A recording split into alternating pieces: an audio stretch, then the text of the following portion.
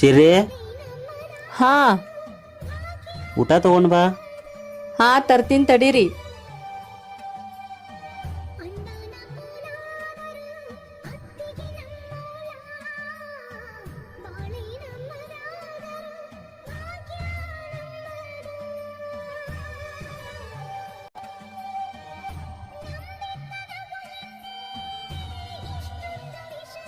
ರೀ ಹ್ಮ್ ನಿಮ್ ತಂಗಿ ಮನ್ಯಾರ ಊರಿಗೆ ಬಂದ್ ಹೋಗಿದಾಳಲ್ಲ ಮತ್ ಬರತ್ತಾಳಲ್ಲ ಈಗ.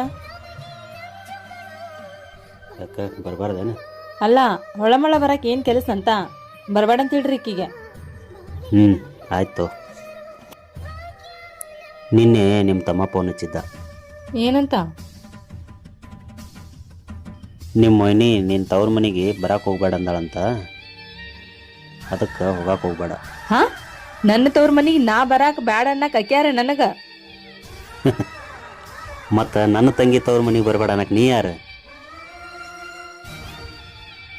ಒಂದು ಮಾತು ಹೇಳ್ತೀನಿ ತಿಳ್ಕೊ, ನಿನಗೆ ನಿನ್ನ ತವ್ರ ಮನೆಗೆ ಹೋಗ್ಬೇಕನ್ನೋ ಆಸೆ ಹೆಂಗದ, ಹಂಗೆ ನನ್ನ ತಂಗಿ ತವ್ರ ಮನೆಗೆ ಬರ್ಬೇಕನ್ನೋ ಆಸೆ ಇರ್ತದ.